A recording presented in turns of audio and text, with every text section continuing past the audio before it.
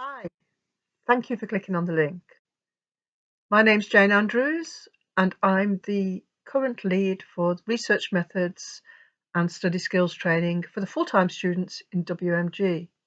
The aim of this film is just to very briefly explain to you the document I've just sent you. Before I do that, I would like to quickly ask if, when you get in your touch with your students again, if you could please ask them to interact with the Moodle site that we've got for Reme at the moment. We've got an awful lot of materials on there about ethical approval, about writing a methodology chapter, etc., etc. Take up for those which were released last week and the week before has been very slow, and we're quite concerned that students are going to fall foul of the system and not getting on time. Um, as you're aware, the Reme 2 date hasn't been changed. It's still the first week in May. So we do need students to interact with the materials. There's really good guidelines on how to write a research methods chapter. And we've got some prior examples from both the management side, the logistics side, and also now from the STEM side. Thank you very much for those colleagues who've shared their materials with us. Right, I've just sent you a document. I hope it's not too long. It's 3 pages. And what it is the plan for how we're going to do research methods next year, but also it's the blueprint for how we're going to do it when we become part of the accredited programme. So the first thing you'll note is that we're changing the name from Reme to Study Skills, Professional Skills and Analytical Skills, or Study Professional and Analytical Skills SPA. The reason for that is that we've introduced the third stream, the professional skills. Now, I think I need to be clear, this isn't professional skills as in strictly employability, as in helping them find jobs and doing all the outreach stuff that other guys do exceedingly well. We're not trying to repeat or to outdo. This is the professional type skills that link in with doing a really good project and being a professional student, irrespective of what the background is. Right, I'll explain that a little bit. Now, as I go through this document, I'm not going to explain everything. I just want to briefly go over the logic of the team as we've gone through and developed this. Firstly, the document, this is page 1. I'm not going to go through that, but it just does explain everything. If you read through it and you see anything that you're unsure of or you want clarification on, please speak to me. Please send me an email and we can have a chat. If we turn on to page 2, you'll see there's a little bit about what to do, how we're going to cater if you want to opt out of the main Reme, and how we can make sure that your students can still access the main Reme and that we will be able to accommodate them. And then there's just a note to say this isn't the final document. I really do want your views. Both myself and Lauren and also Mariam, we really do want to interact with you guys and to make sure that what we produce and what we do next year and then the year after and subsequently is the best job that we can do for our students. So if you look at page 2, you'll see table 1 is basically an indicative schedule, and table 2, which is on page 3, is the proposed content. So if we just turn to page 3 first, please, you'll notice that the 3 strands are divided into 5 blocks each. Study skills 1 to 5, professional skills ditto, and analytical skills. Now they will be taught at different times in the year. Study skills mostly in the summer, mostly in the autumn, in the first term. Analytical skills, as of at the moment, mostly in the second and beginning of the third term, with support for projects coming online and continuing through the summer period. Professional skills, a little bit top heavy at the beginning, but also we've left space deliberately after Christmas where we will have the space to help and to go along with and to enable colleagues from outreach, etc., to use the Reme scheduled timetable as they have been this year.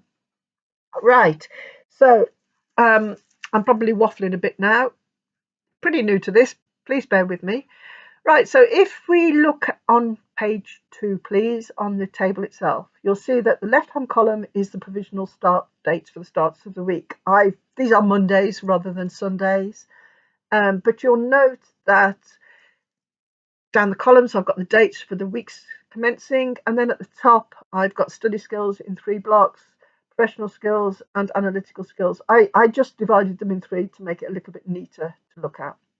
So you'll notice that we're starting off with block A. And block A is the one block that is running for 4 weeks to start with, and then we're repeating after Christmas. I'll explain why in a moment. So the aim of the module next year, what we'll be doing is we'll have the students will have 2 days teaching. One day of this will be in large group teaching, whereby we've asked to book a classroom, the same classroom if possible, every Tuesday from sort of like early on in the morning, 8:30 till 6 o'clock. Now, I'm not suggesting that we're going to do a complete blast of Reme then, but we will be doing 3 or 4 different sessions throughout the day and repeating them for all of the students. They'll be divided into groups as we did on the Saturdays this time, and over the 2 weeks we will try to get them all in. Now, we're running it again in weeks 3 and 4 because we're aware that some students will be in blocks, learning blocks for 2 weeks, some will be arriving late, etc., etc. Right, now the next thing about block A is that you'll see that it was starting off, this year we started off with critical thinking skills and searching the literature, and it didn't quite work in the way that we'd hoped it would. So it's please excuse my cat, it's far more important that we get the students doing an exercise into writing. Stop it. So we're kicking off with an academic writing exercise. And this is going to be a 1,000-word or 750-word piece, the exact nature of which we will discuss with Martin and Jeff, etc., etc. But what we want to do is to really get the students thinking and get them used to finding their way around the system. We're going to try and mark it within the first 4 weeks using Turnitin, give them all the Turnitin report back. We'll negotiate with the team as to whether the students should be allowed to see Turnitin when they're doing this, before or afterwards, possibly afterwards. Give them a mark, a real genuine mark. When this becomes part of the accredited programme, this writing exercise will bear 10%. So that's enough for the first week. Apart from, if you skip along on page 2 for a bit, you'll see that we've got professional skills 1 and 3 is also going to be in the first 2 weeks. This is the professional writing for the guys that are on STEM. So any of doing engineering programs, scientific programs, cyber programs, we have listened to what you've got to say, folks, and we're going to try and fit your guys in as well. So we'll be doing 1 day a week where we'll be doing large group teaching, which will be for the majority. Your students would benefit from coming from that as well, because they need to do the avoiding plagiarism. But alongside that, to fit in with your particular needs on the technical programs, we're going to do technical writing. So the plagiarism stuff we will repeat for the other students, but we will also talk to them about searching technical literature, etc. So that's how we're kicking off. Now, the rest of the schedule, I hope, is pretty self-explanatory. After Christmas this year, we repeated a lot of the earlier workshops on academic writing, etc. And that's what we're going to be doing this year. So we won't be giving them another writing exercise, but we will be, after Christmas, offering supportive workshops. The last block, E, in study skills, is the focus, and that runs in line with what we're doing in research methods.